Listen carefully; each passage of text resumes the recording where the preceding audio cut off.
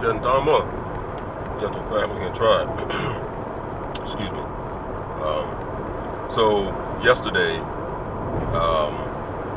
there was an incident that occurred where basically I was on the res, and so my 5-year-old came in the house, and he let me know he had a good day, and the typical thing that he does when he gets home, and everything was fine as far as I knew. Then my mom comes in the house and tell my son to tell me what happened. So he was standoffish about it. He really didn't say anything. So she had my nieces with her, and I asked them, well, let's get past the formalities and just tell me what happened. So they go into how this young man that we've had trouble with in the past picked Kalani up and threw him over the seats. So, I have footage of my response, but I just didn't think it was proper for me to show you guys that. I did what, what a typical parent, how a typical parent would respond. Here it is, I have a 5-year-old that's, in kindergarten being jumped on by a middle schooler who is at least 12 to 13 years old. I think he's in the 7th grade, so I guess that's around about that age frame. And was picking on other children, which is how it all got started. He was picking on another little boy, from what Kalani says. I'll put that footage in here. And was pinching him or something, and poking him and pinching him, and Kalani stepped up and said something to him. So whereas, I give my son all respect as a warrior for stepping up and trying to help someone else. And I train them with martial arts. I teach them proper block techniques, punch techniques, kick techniques and things of that nature. Goju Ryu karate. So I know he's not scared because I teach them properly and to make sure they defend themselves. But it was just overwhelming yesterday to hear about that incident. So of course that sent me on the warpath. You know what I mean? Because I wanted answers. And I wanted answers because this tends to only happen on one particular bus driver's route. And just to explain to you guys further, so how Allendale has it for some unknown reason is when they're busing children from Fairfax and Allendale together, and they're busing the elementary student kids. And when I say elementary students, pre-K, K, and 1st grade, with the middle school kids. And so, of course, what happens is you have opportunity for the younger kids to bully. The older kids to bully the younger kids. And we've had several instances now where, they've taken money from children, they've taken money from my nieces, and things of that nature. And so it's just at that time enough is enough. And so right now I'm headed to the school to meet with the deputies to see about a resolution, and then I'm going to head down to the school board and then Kalani's school because somebody has to be held accountable. And from my understanding, the bus driver, she has not reported anything because every time that, at least the one time that I have went to school in reference to an incident, there was no documentation filed by her. And I know my mother has spoken with her as well, and she made some comment about the parents, and the parents is, I don't even know, but it's almost like it's a fear factor involved because this bus driver knows who the parents are or whatever, and regardless to that, these are babies. These are 5-year-old children who are going to school to have an experience. This is their education. Because we have not been able to open up a private school and get a grant at least to do a private school for ourselves. We rely on the public system right now for our children's education. And so if there is a bad experience, that they're having, man, that doesn't help with the education process of the children. If you guys have any experience or you have any ideas or something that we can do to change this particular situation, I'm up for conversation. I'm up for ideas. So please comment below, message us, or whatever you want to do. But something has to change. But anyway, so I'm heading down to the high school first because that's where the bus drivers all that's their hub, that's their station.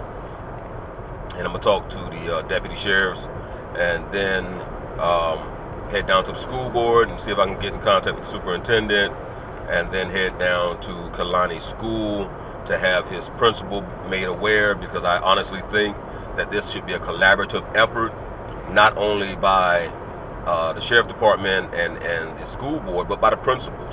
Until that child comes off of that bus, in my mind's eye, they are still in the care of the school, which means that principal as well, which means those officials, and so they need to come up with a system to protect our babies, because this is completely unacceptable for, a middle schooler to be putting their hands on any child, especially a 5-year-old child.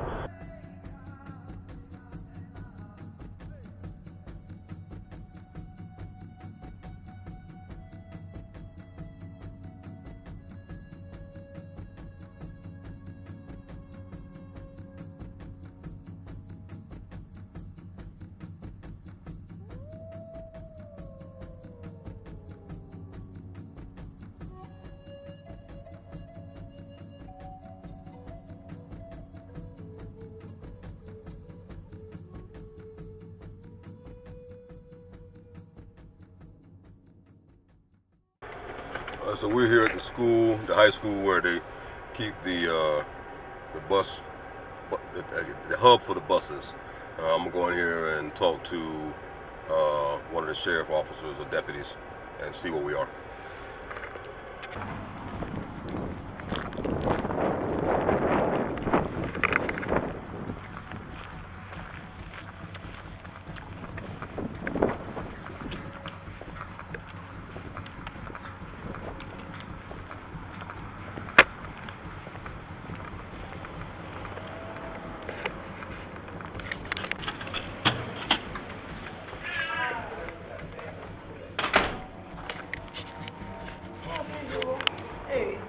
You know what she had?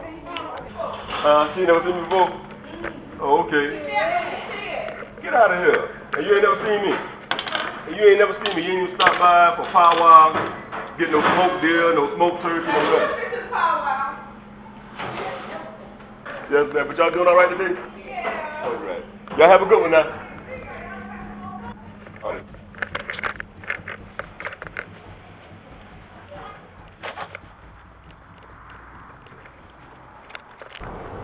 Had to cut out some of the footage because we was inside a school, and children underage and not having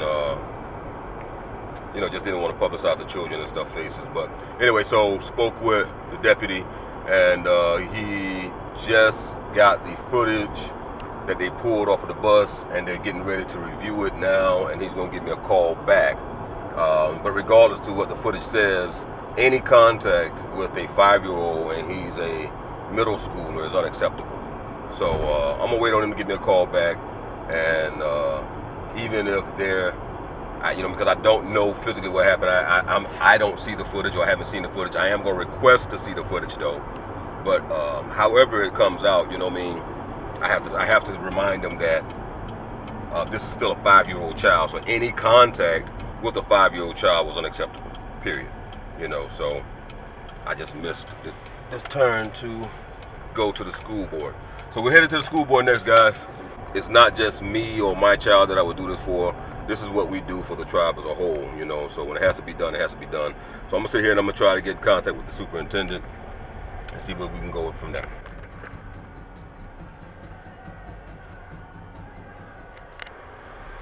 Just leaving the school board, and attempted to see the superintendent, Mrs. Williams. However, she wasn't in the office at the time, so I did speak to Miss Pringle, the assistant, I think, superintendent or secretary.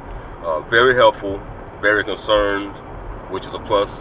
Um, you know, very cordial and understanding to um, the argument that I have about just the children's safety as a whole, not just my child or my children or all of the tribal children that attend their schools, because all of our relatives actually go there. You know what I mean? So it's well over 100 plus um, tribal children that attend Allendale County schools. You know, all my little cousins, and so explain that to her.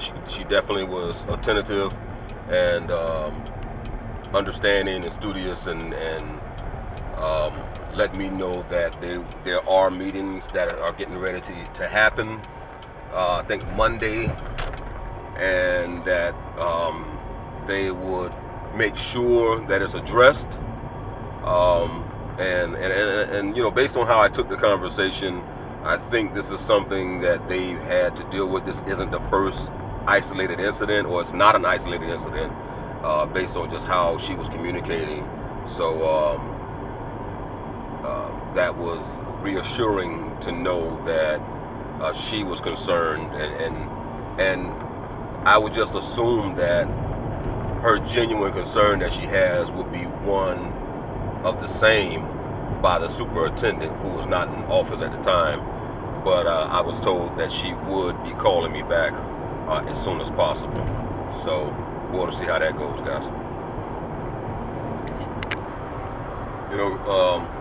Oftentimes, guys, I think everybody just thinks being a Yamasee Indian or any Native American as a whole is all about dancing with regalia and doing ceremonies and fighting for burial rights and things, but people often forget, man, we're humans, and we go through, just as much as anybody else, even more so, even more such, because,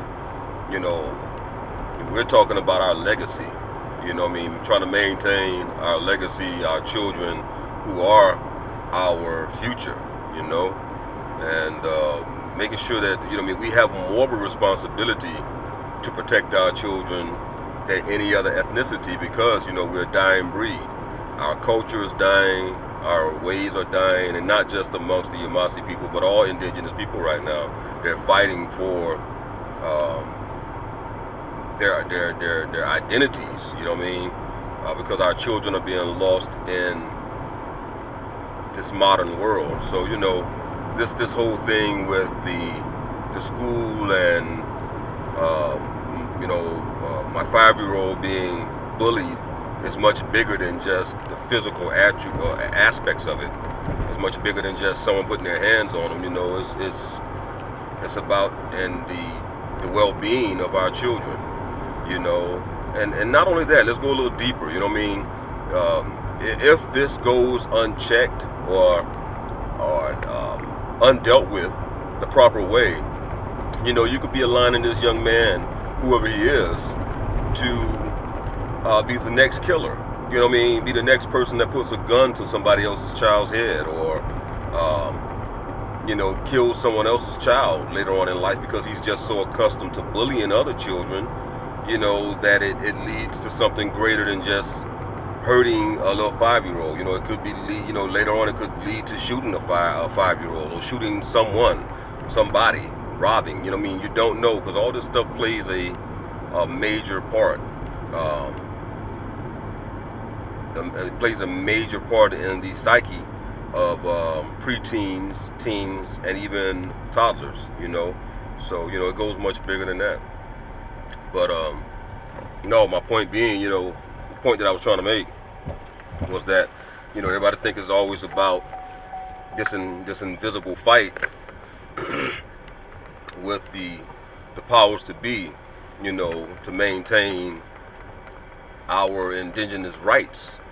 Yeah, that's fine, but it's also a fight about maintaining the lives of maintaining the individual lives of our children. And this is a fight that it could depending on how those in place or in power over the school board deal with this. It could be handled at this level, but it also could be escalated to a state level, which could lead to a federal level. Who knows? Not that what we are talking about has not been already talked about or identified amongst other peoples, non-native, when it comes to the bullying. But this could be a lot larger than it is now. It could be the start of something larger, which we really don't want if we don't have to. We try and choose our fights um, carefully. I really think that this will be something that could be dealt with without it getting any larger, because we can make some phone calls and get things done, but just we're trying not to utilize those resources if we don't have to, and blow this thing out of proportion. However, it just goes to show you that our lives isn't just all about smudging and sacred fires and dancing in a circle, in the sacred circle, and you know war cries, even though this is a form of a war cry. But our lives are a lot more complex day by day, and each tribal member and each one of my family members' lives are just as complex each and every day. And so, these are just some of the battles and struggles of not just being a parent, but as a tribal leader.